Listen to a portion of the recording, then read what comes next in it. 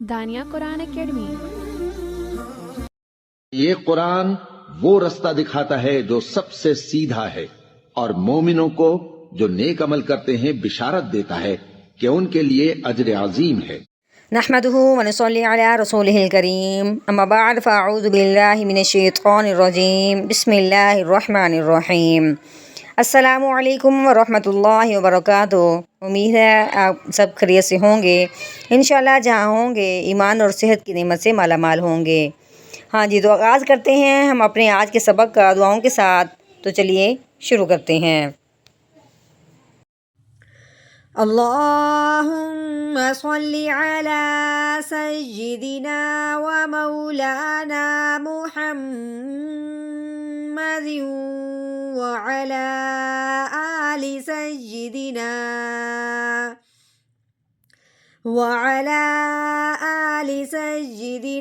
و مولانا محمد وبارک وسلم۔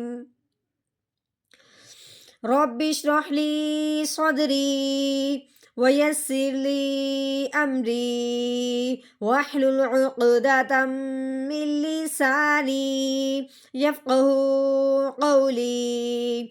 رب زدنا علما رب زدنا علما رب زدنا علما۔ اعوذ باللہ من الشیطان الرجیم بسم اللہ الرحمن الرحیم۔ فمن شاء ذکرہ۔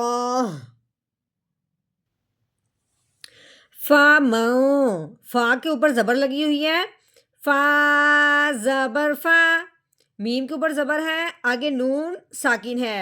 اب نون ساکن کس کو کہتے ہیں؟ یہ جو اوپر دال نما بنی ہوئی ہے اس کو جزم کہتے ہیں۔ یہ جزم جس حرف کے اوپر آئے اس حرف کو ساکن کرتے ہیں۔ اب یہ جزم آئی ہے نون کے اوپر، تب اب ہم کہیں گے کہ نون ساکن ہو گیا۔ لیکن ایک بات ذہن میں رکھنی ہے کہ جب بھی نون ساکن ہو اگلے حرف کو ضرور دیکھا جائے گا کہ اگلا حرف کون سا آیا ہے، کیونکہ نون ساکن کے بعد اگر حروف ہلکی میں سے کوئی حرف آ جائے تو نون ساکن پہ غنہ نہیں کرتے، لیکن اگر حروف ہلکی میں سے کوئی حرف نہ آئے پھر نون ساکن پہ غنہ کرتے ہیں، وہ بھی کون سا؟ اخفاء کا۔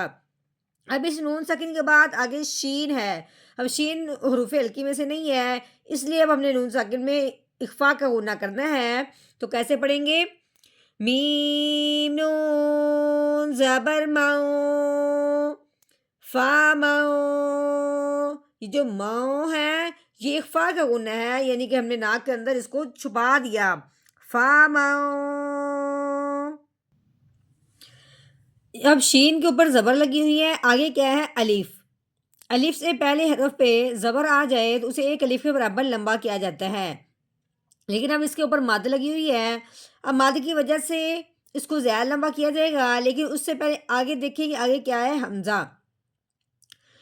اب مد کے فوراً بعد حمزہ آ گیا ہے لیکن اسی کلمہ میں ہے، یہ مد کے بعد حمزہ اسی کلمہ میں ہے، اگلے کلمہ میں نہیں ہے۔ اب اس اسی کلمہ میں ہونے کی وجہ سے اب اس مد کو مد متصل کہیں گے۔ متصل کا مطلب ہوتا ہے حمزہ کا مد کے ساتھ ملا ہونا، جڑا ہونا۔ اب ہم نے کیا کرنا ہے؟ اس مد کو کیا کرنا ہے؟ مد متصل۔ اب حمزہ آنے کی وجہ سے اس مد کو ہم نے 4 الف کے برابر لمبا کرنا ہے۔ کیسے؟ شین الف مد زبر شا، حمزہ زبر آ، شا آ۔ اب زال کے اوپر کیا ہے؟ زبر، رال زبر را، کاف زبر کا، را کا، رو زبر رو، را کا رو۔ اب یہ ہاں ہے، ٹھیک ہے۔ اب اس کے اوپر کیا لگے؟ الٹا پیش۔ اب الٹا پیش جس حرف کے اوپر آئے اسے ایک الف کے برابر لمبا کیا جاتا ہے، لیکن پیش والی آواز نکلتی ہے، کیسے نکالیں گے؟ ہا الٹا پیش ہو، را کا رو ہو۔ اب اصل بات یہ ہے کہ اب یہ جو گول دائرہ ہے اس کو وقف کہتے ہیں۔ جب یہ گول دائرہ آ جاتا ہے ہم یہ کہتے ہیں کہ یہاں پہ آیت مکمل ہو گئی، لیکن اس آیت جب مکمل ہوتی ہے اس وقف کے آنے کی وجہ سے جو آیت کا آخر والا حرف ہوتا ہے اس میں کچھ تبدیلی ہو جاتی ہے۔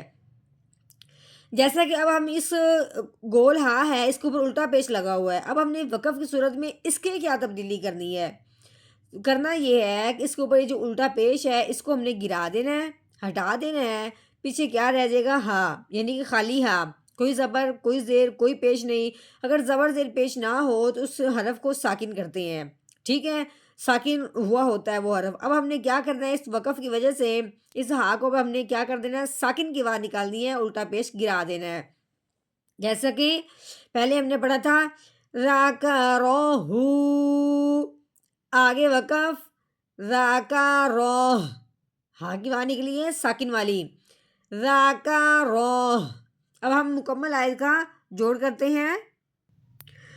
فَمَن شَاءَ